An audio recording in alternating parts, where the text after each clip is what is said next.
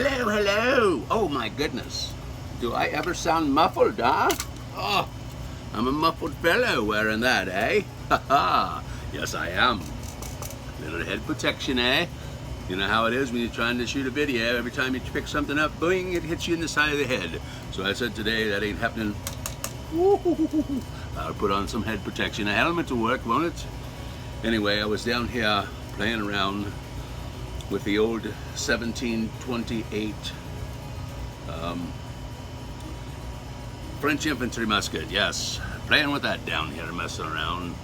And I did some cleaning and wiping down on it and stuff and looking at it. And yeah, it's pretty much as I described it. I thought maybe I was a little bit harsh, but nah, not really. I took the lock out and looked in there and looked like somebody chiseled a couple pins in the bottom of it there. What a disaster. I mean, you could take it and clean it up, I suppose. Yeah, but this one here is one of them ones you'd probably, you know, you could if you wanted to refinish it or whatever. I wouldn't do that or mess with it. But anyway, I was doing my spark and checking the spark and flint size and all that kind of stuff on the old 1728 French infantry. The difference between it and the fur trade is you can put a bayonet, you can put a bayonet on this one, hey? If you got one of the French bayonets will fit right on it. So, needless to say, I was checking it out, and I noticed that we had spark as I was playing around, and I thought, my goodness, there seems to be spark all around, but there's none in the pan where it's going to set it off. It seems like it sparks, but it's nothing really dropping in there. So I took the frizzen, the steel, and the cock hammer, the flint. I didn't sharpen or anything, but what I did do was took some 90% rubbing alcohol and wiped down the flint, and then I wiped down the frizzen. Now, you know, I keep them WD-40'd up and lubed pretty good.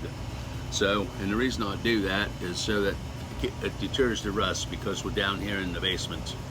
And being down here in the basement, you know, things like the rust. But she's a nice piece, and, well, you know how it is. We, in amongst our junk collection. You gotta have a yard sale, that's what you need to do. Yeah, I do. I used to go on eBay and get rid of stuff, but haven't been doing that for a while. Not since they started slapping taxes all over it. Quit buying and quit selling and quit doing anything. Give it up. This is the baby. The one with the cracked stalks. I see that. I put a sling on it too, by the way. Oh, I did. Little cracks in the stalk. How terrible. Turn this light on. Oh no. Can you see it? I don't know. Probably not. Maybe. It's got them on both sides. Little cracks. Hopefully it doesn't cause a huge problem in the future with it. I can still use it and everything. I'm hoping, turn that light out. It's so blinding, huh? But yes, that is the beast. So what we did was we redid the flint in it. We took it off and looked at it, and there's a couple pins in there. That's, you know, but she starts out octagon, goes to round about here, and then it's got the barrel bands, which I've never taken off. I'm afraid if I take them off, what I'll find is it'll scratch the old wood up. They're telling me it's teak wood, it's a hardwood. But yeah, so I did that. And once I wiped that frizzen down with alcohol, and I cleaned my flint with some rubbing alcohol, 90%, I noticed the difference in the spark. The sparks were not just kind of like falling over everywhere, but they started going down into the pan. So they're landing right in the bottom of the pan with a guaranteed flash. And I did it about 3 or 4 times after wiping it down with rubbing alcohol. So, Oh, why don't you show us, Ed? Why don't you show us? well, I could show you, I suppose. I could. Well, let's see here. You have to turn this one around, like so, to get it up there. She's long, and there she is. Half cock, full cock. This is the one I was shooting, and the clay ballers kept rolling out into the barrel. And I thought it was all corroded and everything, and apparently not as much as I thought. But she's really smooth and easy to pull the trigger on. You should see that spark go right down into the pan. Let's do it one more time for good measures, huh? and see if she does it again for you. I tilted a little bit. And there she is. And I'll see that when I play it back, and I'll say, that was pretty good. Or I might say, ooh, that was horrible. Horrible, I say, huh? Horrible. So anyway, I was doing that, and I thought I'd just throw that tip out there. So I got to remember that myself. If I'm going out to shoot, take a little rubbing alcohol and wipe all that old WD-40 and stuff off your steel and your flint, huh? That's a good idea. So, needless to say, you can't come up with enough good ideas, right? So, I guess I might as well say adios. That's about all I had right at this point in time. I was sitting here and I said, hey, that's a tip you could throw out for your friends, huh? They might not think of that. If they're following your lead on keeping it well WD-40'd up and cleaned and oiled and all that stuff, and then they're going to find out, oopsie. So, and you might even flush the barrel, possibly with some rubbing alcohol. Window cleaner works really good. You know, window cleaner neutralizes sulfur and salt. And if you have a Mosin Nagant by chance, which used to be a $98 rifle a long time ago, and you use the old ammunition from Russia, they would corrode shut. You could clean them, you could pack them with motor oil. There was nothing that you could do to stop that barrel on them things from rusting. They would fill up full of rust, and you could clean them, and the rifling would all fill up full of rust, and you could clean them, and it was like the rust would rust under the oil and everything else.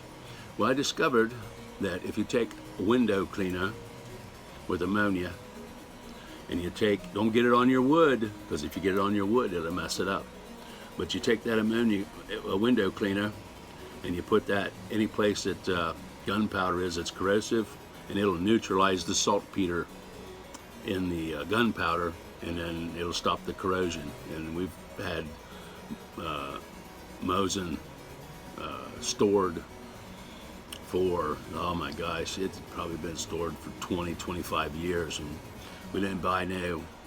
I mean, you can't get surplus ammo and stuff for them anymore, so it don't get used, but I think they still got it.